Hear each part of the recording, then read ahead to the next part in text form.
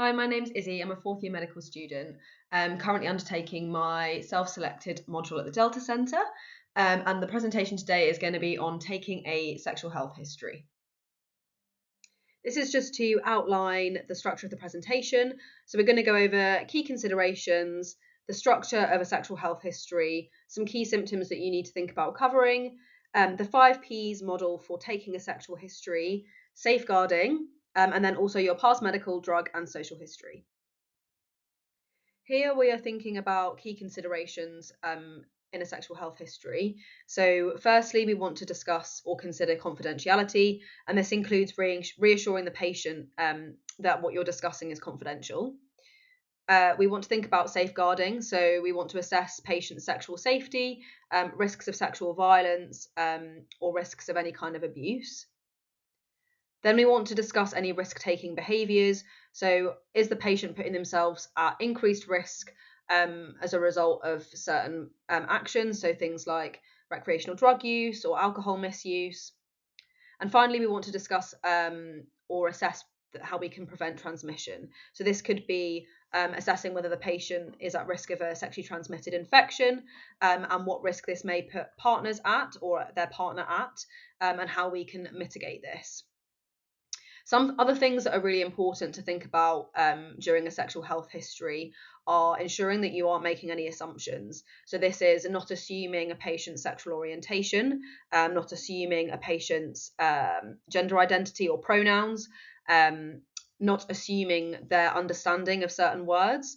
And so you need to make sure you're clarifying language. Patients may use different language than you to describe things. So for example, some patients may not use the term sex in the same way that you do, or they may not describe types of sexual activity in the same way that you do. And you do want to make sure that you are understanding exactly what the patient is telling you so that you can accurately assess their symptoms, their risk of different differential diagnoses, and their safeguarding and safety risks. This is just covering the structure of the history, and I won't go into detail on all of the different subheadings, but I'll just highlight areas that can be specific to a sexual health history. So obviously you'll go through your presenting complaint and the history of presenting complaint, including covering the key sexual health symptoms. You will then do your ICE summary and signposting with your patient, and then you can do your head-to-toe systems review. You then move on to your specific sexual health history, and this is where we can utilise the 5Ps model that I'll discuss later. And it also gives you an opportunity to discuss any safeguarding and sexual violence risks for the patient. You then want to think about past medical history, and this would be covering past gynecological and obstetric history, and also maybe a past urinary history as well. And you also want to think about an immunisations history. You then want to discuss drug history, including any allergies the patient may have, and also run through a social history. So we want to make sure we're ruling out red flag diagnoses early on in our consultation. And this is because they're medical emergencies and they can have poor outcomes for patients if they aren't treated promptly. This slide kind of links nicely with the conversation we had earlier on regarding not making assumptions and clarifying things with your patients. So what you want to make sure that you do is clarify what reproductive organs the patient has. So for example, with a trans man, you want to establish if they have any female reproductive organs. And similarly, for a trans female, you want to assess whether they have any male reproductive organs. And this is to assess their risk of certain emergency diagnoses. And you can explain that to the patient so that they feel more comfortable with the questions you're asking. In terms of the major red flag diagnoses that we need to rule out, we want to think about ectopic pregnancy and pelvic inflammatory disease with abdominopelvic pain. And then we want to think about testicular torsion for any testicular pain. Key symptoms we want to ask about are vaginal, vulval, penile, rectal, and oral symptoms. Here we're looking at vaginal and vulval symptoms. So I just want to caveat before I start, there will be sort of common gynecological causes for a lot of the symptoms that I'm going to discuss, but because that's not sort of within the scope of the presentation today, I'm not going to mention those. If you wanted to know more about that, please refer to the Taking a Gynecological History presentation that I've also done. I will just be focusing on causes that are linked to sort of sexual health and things we need to think about in that context. So starting with abnormal discharge, obviously we want to establish whether this is normal or abnormal for the patient, and things that we might want to think about as causes are sexually transmitted infections. We also want to assess for risk of retained foreign bodies. So this could be things such as a tampon or a condom. And we can also think about things like bacterial vaginosis and thrush. If we think about bleeding, so as I mentioned in the gynecological history presentation, bleeding abnormalities can be grouped into time-based bleeding abnormalities, which consists of intermenstrual, postcoital, and postmenopausal. So in terms of postcoital bleeding, things we would be thinking about in this setting would be cervicitis that can be caused by STIs, potentially vulvovaginal atrophy, and we also might want to rule out cervical cancer. In terms of the intermenstrual and postmenopausal bleeding, the main risks that we need to think about are sexually transmitted infections. And then thinking about sort of painful sexual intercourse, we want to think about, in this context, sexually transmitted infections and vaginal atrophy as well. Moving on to abdominal and pelvic pain, you can obviously utilise that Socrates framework to characterise the pain, and that can sort of help you establish which diagnoses are more or less likely. But obviously we have some red flags in this subheading, so your pelvic inflammatory disease and ectopic pregnancy, so you need to make sure you're ruling these out. But other things could be examples such as UTIs. In terms of vulval changes, we want to think about things like thrush, but we also want to think about things that could be associated with a sexually transmitted infection. So that could be things such as genital warts, genital herpes, ulcers associated with syphilis, amongst other things. And then finally, you might want to assess with your patient any history of infertility. So you might want to ask them if that's something that they've experienced, and if they have, how long has that been going on for? Have they had any investigations for it? Has there been any cause associated with it? And if so, are they undergoing any sort of treatment or management for that? Have they tried any assisted conception? So that would be things like IVF. And you could also think about just considering pelvic inflammatory disease in this case. You also want to make sure that you cover a full gynecological history to obviously rule out some of the common gynecological causes, and also run through an obstetric history and a menstrual history video as well. Similarly to the previous slide, we're going to go through penile symptoms here, but I just want to clarify that I will be mainly focusing on causes relevant to a sexual health history, and that isn't to exclude that there may be other causes, and to think about those things as well when discussing this with a patient. So a lot of the symptoms are similar to what we discussed previously. So things like urethral discharge, you want to obviously establish or like characterize this with the patient. So asking questions regarding color, consistency, volume, smell, duration, that kind of thing. But commonly this is associated with an STI. You then want to think about painful urination. So this could be caused by an STI. You could have balanitis secondary to an STI, or it could be a UTI. Testicular pain or swelling. So obviously, as we mentioned earlier, this is a red flag symptom, and we want to make sure we're ruling out testicular torsion. Other potential diagnoses are orchitis or epididymo-orchitis. And if you think it's likely to be one of these two things, you want to spend some time trying to establish whether that's an STI cause or a non-STI cause. And as with any pain symptom, Socrates is a useful framework to help you differentiate which diagnoses are more or less likely. We then want to look at penile skin changes. So there are a variety of different causes for this, and so questions are helpful to help you identify which is more likely. So things such as, is there pain? Is there not any pain? Is it there all the time, or does it come and go? was there anything that you think may have triggered this? And potential causes are things such as balanitis secondary to an STI, thrush, genital warts or genital herpes, syphilis, and penile sclerosis. And then you want to look at penile swelling. So again, asking, when did this start? Is there anything that you think triggered this? Is it painful? Is it not painful? And this could be associated with balanitis or paraphimosis.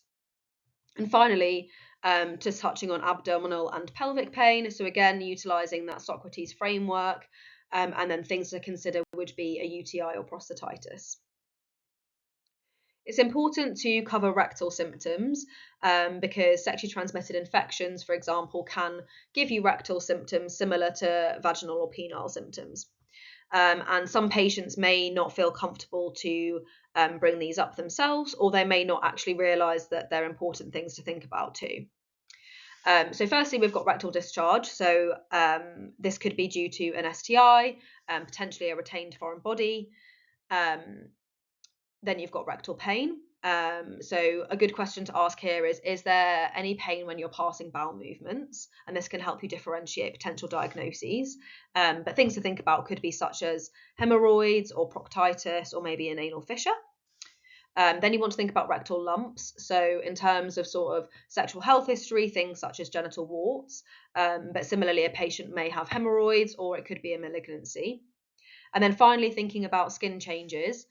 So again, in the context of a sexual health history, thinking about genital warts or genital herpes or syphilis, but other things such as lichen sclerosis or anal cancer are important diagnoses to think about.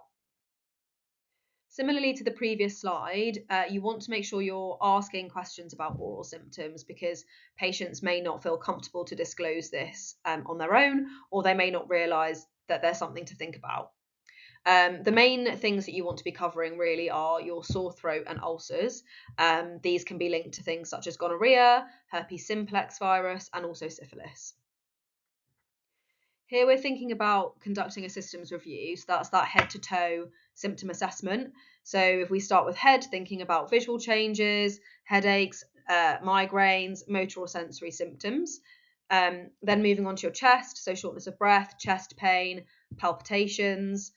You may also want to ask if they've had any dizziness, gastrointestinal symptoms, so abdominal pain, nausea and vomiting, difficulty swallowing, changes to bowel habits, reflux, your pelvis, so any urinary symptoms, menstrual changes or gynecological symptoms, or any penile symptoms as well. Musculoskeletal, so obviously any muscular pain, joint pain or tenderness, any joint swelling.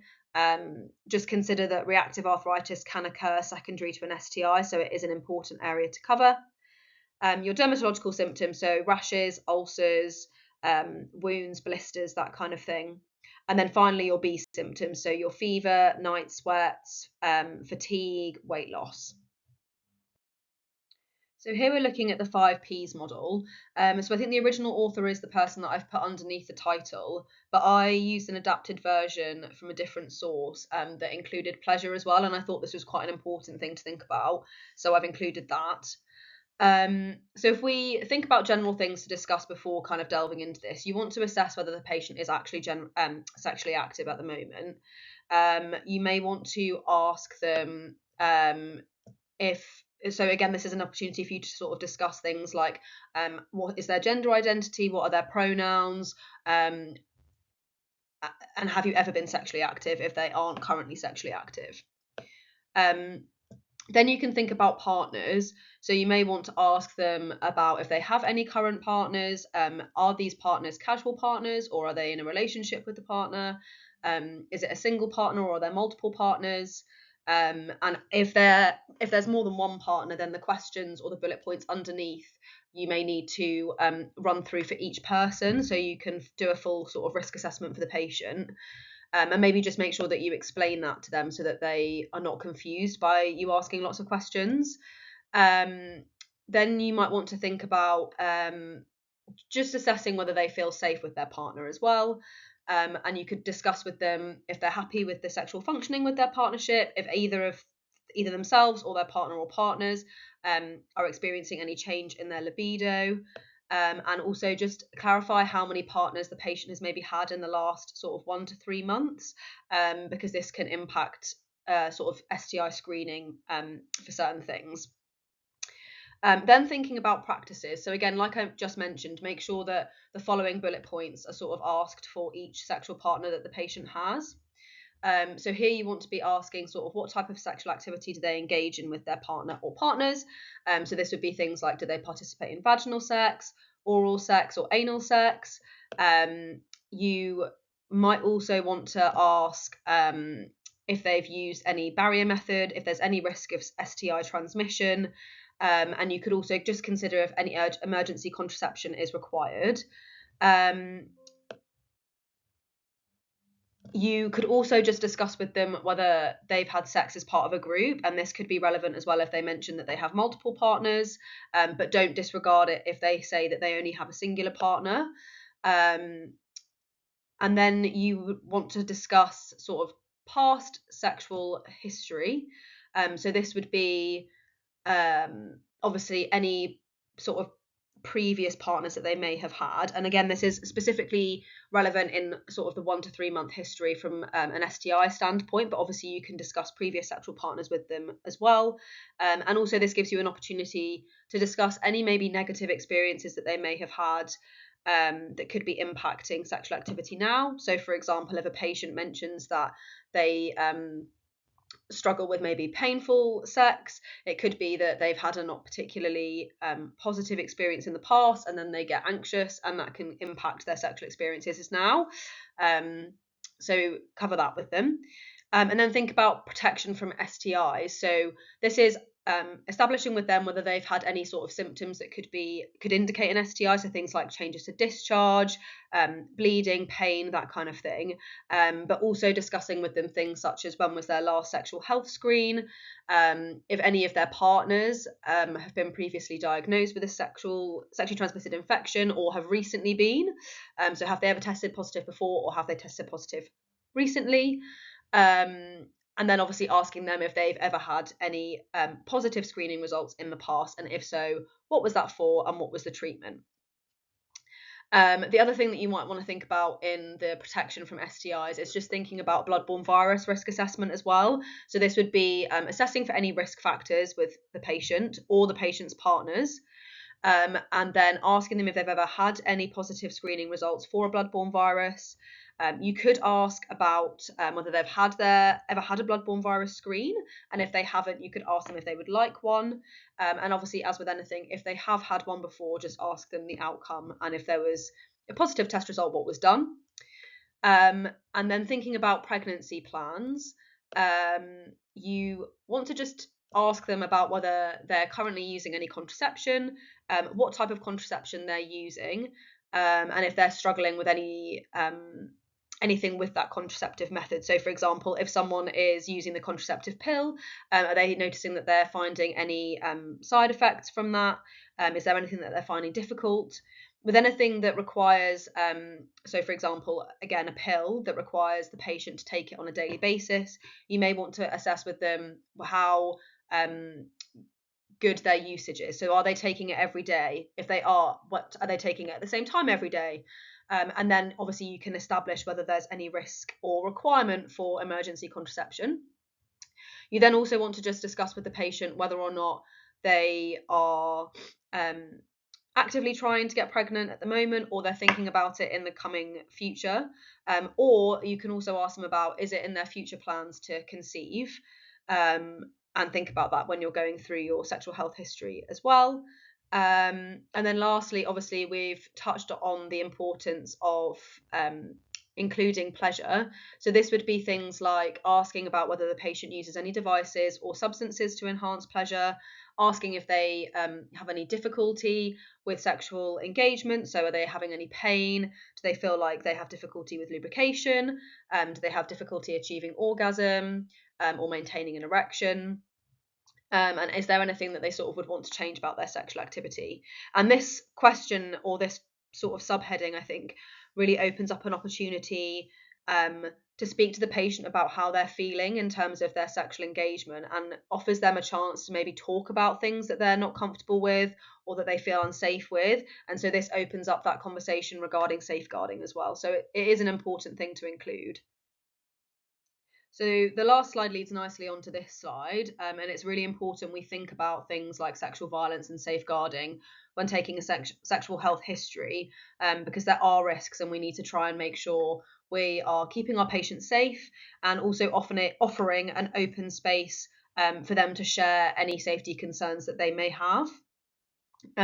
So in terms of sexual violence, we want to assess the patient's safety. So we want to make sure that they are safe at home, safe at work, that they are safe within the partnerships that they may have, and make sure that they're safe to leave as well after the appointment has finished. So kind of asking about all these areas is important.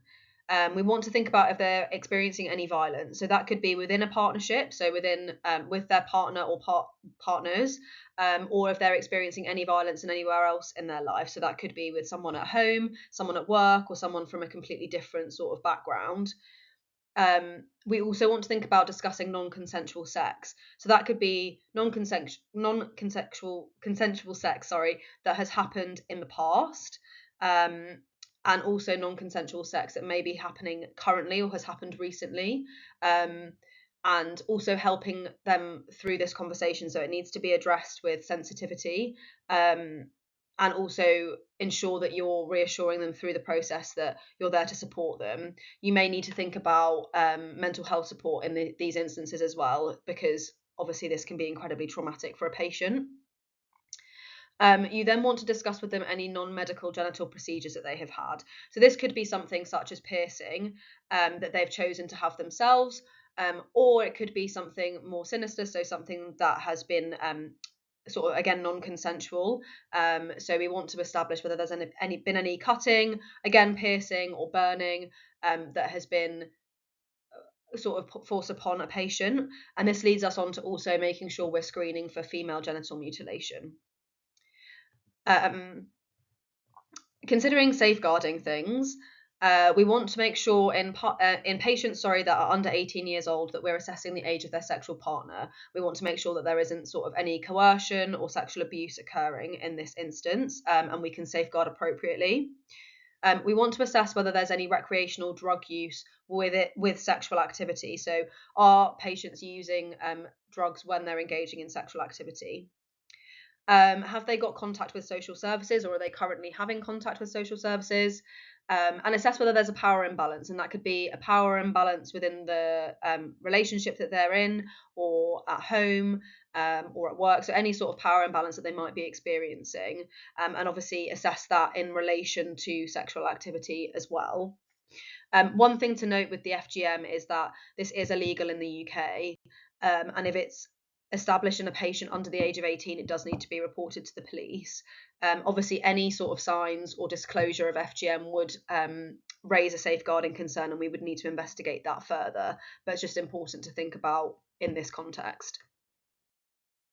So we get on to the last few sections now. So we're looking at past medical history, drug and social history as well, and not forgetting to mention that you would want to screen for any allergies during this part of the conversation too.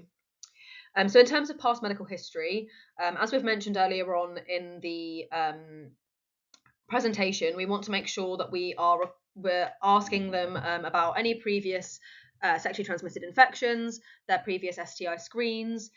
We also want to ask them about cervical smear tests if relevant based upon age. So have they had a smear test? When was the last time they had their smear test? What was the result? And obviously, if it was positive, what investigations were done as a result of that? We also want to make sure that we think about gynae and obstetric history, so full gynecological and obstetric histories, including things like a menstrual history as well. And we also want to make sure, I haven't mentioned it here, but we do want to discuss immunisations history with them as well. So things like hepatitis A, hepatitis B, HPV vaccinations, those kinds of things. Then if we think about drugs, so we want to ask them if they're on anything that could cause their symptoms or impact their sexual health. So, for example, antibiotics and SGLT2 inhibitors can increase the risk of thrush. So, obviously, if a patient comes in with symptoms that align with thrush, this is something that is very important. Similarly, you want to make sure you screen for any medications that could reduce the effectiveness of contraception. So, for example, St. John's wort can impact the effectiveness of the oral contraceptive pill. So this is important, especially in assessing risk of unplanned pregnancy or pregnancy. And then also important to think about some of the medications that we can commonly see in a sexual health setting. So, for example, thinking about pre-exposure and post-exposure prophylaxis and antiretrovirals. Similarly, antivirals for things like HSV, and also, again, looking for commonly prescribed things like antibiotics that are sometimes given for STIs. And then finally, thinking about social history. So sort of generic questions that we cover in many social history social histories is sort of general things. So what's your life like at home? Are you living with anyone? What's your occupation? Do you have support? Have you got anybody that you're caring for, or is there anyone that is caring for you at the moment? And then things like your smoking, alcohol, and recreational drug use. This is particularly important when thinking about a sexual health history for a variety of reasons. So, for example, smoking can make treating genital warts a bit more difficult. And then alcohol, you might need to think about when you're prescribing certain medications. So, for example, if you need to use metronidazole, you need to advise the patient that they can't be drinking alcohol whilst using this medication. You can also take this opportunity to ask about any sexual difficulty. So although you most likely will have covered this in the sexual history, if you haven't, or you've missed it, or you feel like there's something that you want to come back to, you can ask this here. So asking questions such as if they've had any problems or difficulties with sexual activity, is there anything that they're concerned about or anything that they're not happy with? And then finally, again, I haven't popped this on here, but just another opportunity to sort of do a risk assessment for certain things. So you could ask about tattoos or piercings, and if they've had those in a sterile environment in the past. This is just my reference slide. So the first three links, especially the Teach Me Obgyn and the Geeky Medics websites, are really, really helpful. I've used those for a lot of the sort of structure and the examples that I've given, and a few examples of questions to ask as well. So if you want sort of a more in-depth, detailed written format, then I would definitely recommend having a look at these. And then the bottom two links are the ones that sort of go over that 5 Ps model and go into it in a lot more detail. So again, if you want sort of to expand your knowledge more, then I would definitely recommend having a look at those. I hope that this presentation has been helpful. There's quite a lot to cover in a sexual history and a lot of important considerations to make, including like not making assumptions with patients and creating a really open environment and having that sort of thought around safeguarding and sexual safety throughout. So I hope that the presentation has been helpful in giving you an overarching structure and some ideas of questions to ask. And thank you very much for your time.